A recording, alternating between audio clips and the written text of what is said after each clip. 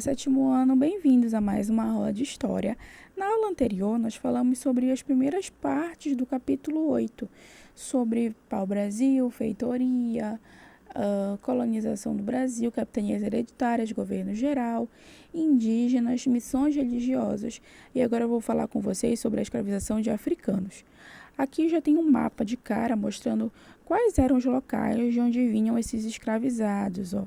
Eles vinham de Cabo Verde, Bissau, São Jorge da Mina, Lagos, Ajudá, São Tomé, Cabinda, Luanda, Moçambique e iam diretamente para esses portos aqui do Brasil, ó.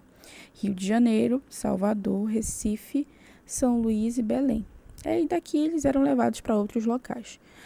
A escravidão, ela começou a ser praticada no Brasil por quê? Porque os portugueses começaram a perceber que com a escravização indígena eles não iam ter lucro. Afinal, os indígenas já estavam aqui no Brasil. E com a escravização africana, eles poderiam ter bastante lucro, porque esses escravos africanos eles iam ser vendidos no Brasil, tá? Depois, com o tempo, a coroa portuguesa vai proibir a escravização de indígenas e vai permitir somente a escravização de africanos. Para o Brasil, vieram cerca de 4 milhões de escravizados africanos, tá? Muita gente. Outro motivo para os portugueses terem trazido escravos africanos para cá é porque eles decidiram ampliar bastante a produção de açúcar, tá? Então, eles precisavam de mais mão de obra. Além disso, esses escravizados, eles tinham um certo conhecimento da produção de cana, porque a produção de cana em alguns locais da África ela já era praticada, certo? Aqui embaixo fala sobre a trajetória. O que acontecia? Esses escravizados, eles eram primeiramente capturados na África por chefes locais africanos que cuidavam do tráfico, e aí capturados lá, eles eram levados para o litoral. No litoral africano, assim como no litoral brasileiro, tinham as feitorias. Só que as feitorias do litoral africano era para guardar pessoas e as feitorias do litoral brasileiro era para guardar pau-brasil. No litoral africano havia essas feitorias onde eles guardavam as pessoas capturadas, e aí um navio negreiro chegava, um comerciante, né, com um traficante de escravo, comprava do chefe africano e transportava, né, para o Brasil. Esse transporte vocês já sabem que era horrível.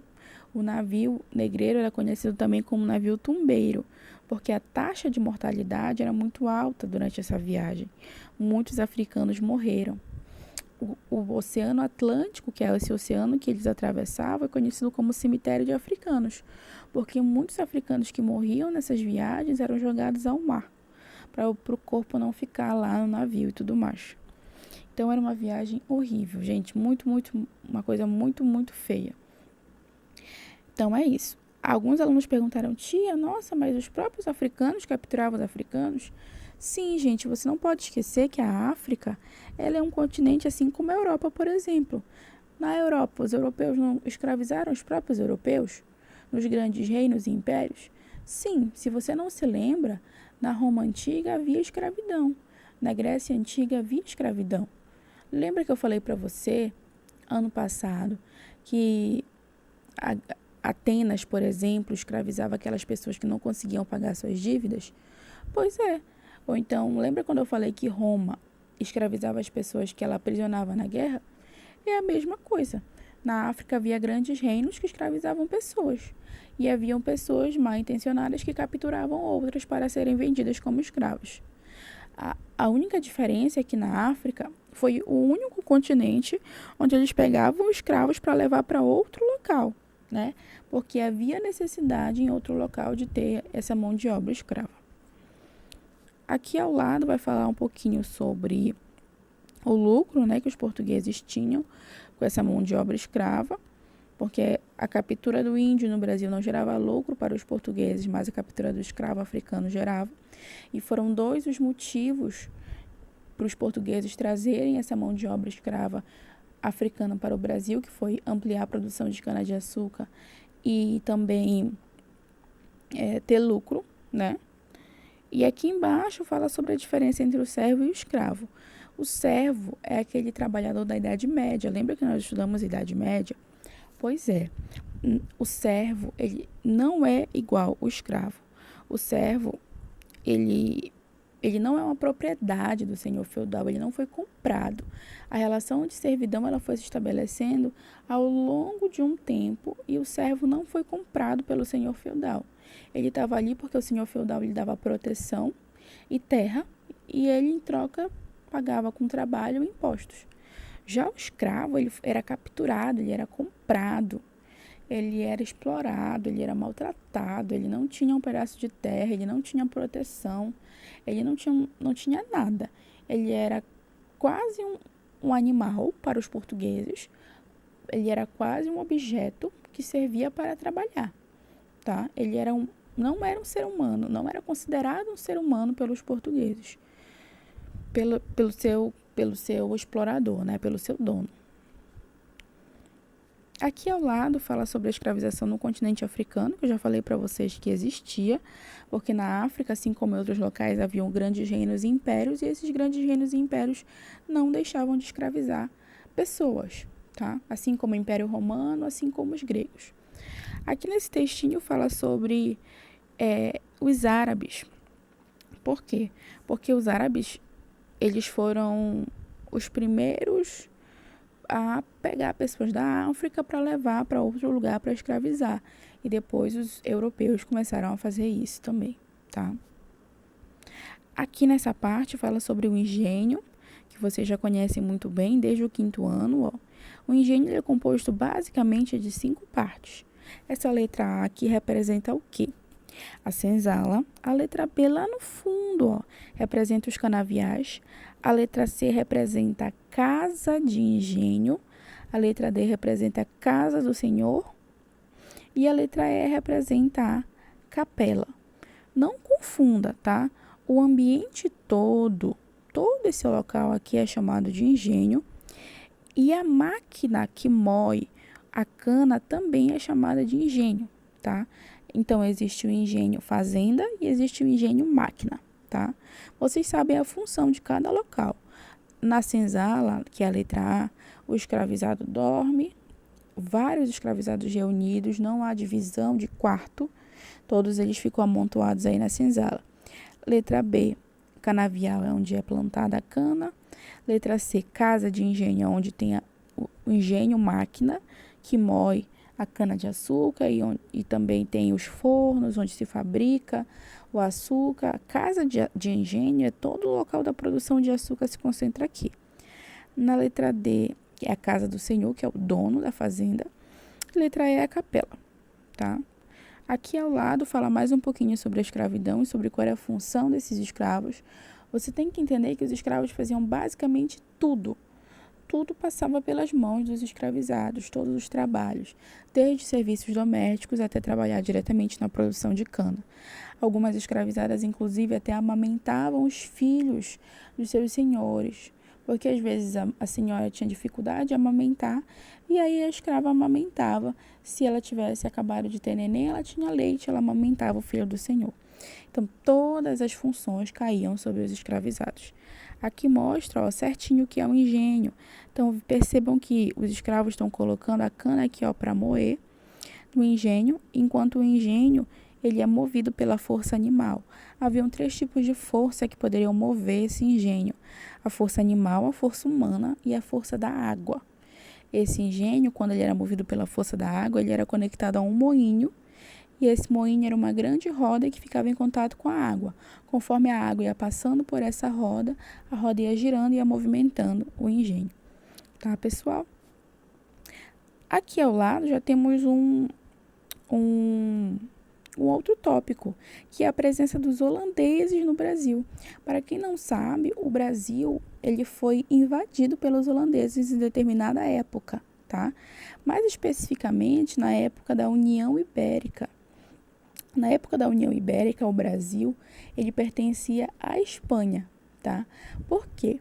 Teve uma época que o Brasil, ele pertencia à Espanha porque Portugal e Espanha eram uma coroa só. Havia um rei espanhol chamado Felipe II, e o Felipe II dominou vários locais, tá? Inclusive Portugal. Então, durante 1580 até 1640, a coroa espanhola dominou a coroa portuguesa e elas se tornaram uma só, tá? E aí, logo, tudo que era de Portugal pertenceu à Espanha. Então, durante esse período de 1580 a 1640, nós fazíamos parte da coroa espanhola. E foi justamente nesse período que nós sofremos a invasão dos holandeses. Ora, vejam, qual era o interesse dos holandeses aqui no Brasil? Os holandeses, na verdade, eles sabiam refinar o açúcar. Eles sabiam uma parte muito importante da produção de açúcar, que era o refinamento. E aí, depois que eles haviam se livrado do domínio dos espanhóis lá na Europa, eles resolveram investir no negócio de produção de cana. Então, eles vieram para o Brasil, invadiram o Nordeste brasileiro, que era bastante conhecido pela produção de açúcar, e começaram a produzir cana-de-açúcar aqui, porque eles queriam ter mais lucro, eles não queriam lucrar só com o refinamento do açúcar, eles queriam lucrar com a produção, com a plantação de cana e com o refinamento. Então, os holandeses conseguiram invadir o território brasileiro em 1630 e ficaram aqui por cerca de 24 anos. Ficaram de 1630 a 1654, tá? Ficaram aonde, tia? Ficaram principalmente na região ali de Recife, Pernambuco, tá? Mas também dominaram o Itamaracá, Paraíba, Ceará, Alagoas e Maranhão, tá? Mas o local mais conhecido de presença desses holandeses é Recife e Olinda. Aqui ao lado, o livro de vocês traz Maurício de Nassau. Quem é o Maurício de Nassau? Maurício de Nassau, ele foi um chefe enviado pelos holandeses para administrar aqui o Nordeste brasileiro, o Nordeste que era dominado pelos holandeses. O Maurício de Nassau, ele promoveu diversas mudanças aqui no Brasil, principalmente em relação às cidades. A cidade de Recife e a cidade de Olinda foi completamente mudada pelo Maurício de Nassau. O Maurício de Nassau promoveu reformas na cidade, construiu pontes, calçou as ruas, transformou a cidade de Olinda, trouxe para cá estudiosos, artistas, biólogos, um monte de gente para estudar sobre o Brasil, enfim, fez vários estudos e também promoveu transformações aqui no território brasileiro, principalmente no Nordeste, especificamente no Nordeste. Esses holandeses ficaram aqui durante esses 25 anos e eles saíram em 1954 porque houve conflito com os brasileiros. Eu vou pular aqui essa página 292 e 293 porque fala sobre outro tema, depois eu volto para ela e vou para cá, para o fim do domínio holandês no Nordeste. O que acontece? Quando os holandeses chegaram, eles emprestaram dinheiro aos brasileiros, tá? Alguns senhores de engenho fizeram um empréstimo com esses holandeses. E quando os holandeses foram cobrar, os brasileiros não tinham como pagar. Então, o que os brasileiros fizeram? Pensaram assim, bora expulsar esses holandeses daqui. Então, olha o que os brasileiros pensaram. A gente não tem dinheiro para pagar os holandeses. Bora tirar eles do nosso território. Gente, foi uma guerra. Houve uma guerra entre holandeses e brasileiros por causa desses empréstimos que os brasileiros não conseguiam pagar. A produção de cana-de-açúcar não estava indo bem, o comércio de cana-de-açúcar não estava indo muito bem, o comércio de açúcar, né, não estava indo muito bem, então os senhores de engenho estavam com uma dificuldade de pagar os holandeses. E aí as batalhas entre brasileiros, né, com a presença de portugueses também, contra os holandeses, ficou conhecida como Batalha dos Guararapes. Esse quadro aqui até representa a Batalha dos Guararapes, tá? Os brasileiros, junto com os portugueses, acabaram vencendo os holandeses, porque tiveram a ajuda de indígenas, tiveram a ajuda de alguns afrodescendentes, e aí os holandeses, eles foram derrotados, tá? Ainda permaneceram no Brasil por mais algum tempo, mas como a produção de açúcar não estava indo muito bem, o comércio não estava indo muito bem, 5 anos depois, eles resolveram ir embora, porque foram derrotados pelos brasileiros e porque estavam falidos, certo? Então, por hoje é só, pessoal. Queria falar com vocês sobre essa escravização africana, sobre essa presença dos holandeses no Brasil, sobre também o engenho, né, a máquina de engenho. E na próxima aula eu vou falar com vocês a respeito da resistência à escravidão, né, como os escravizados resistiam à escravidão e também sobre os bandeirantes, as bandeiras, certo? Beijo, até a próxima aula.